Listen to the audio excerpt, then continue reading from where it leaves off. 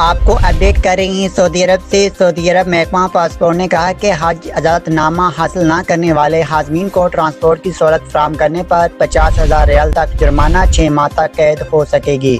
सबक वेबसाइट के मुताबिक महकमे ने ट्विटर पर अपने अकाउंट में कहा कि गैर कानूनी हाज़मीन को ट्रांसपोर्ट की सहूलत फराहम करने वाला अगर गैर मुल्की है तो सज़ा के बाद सऊदी अरब से बेदखल कर दिया जाएगा।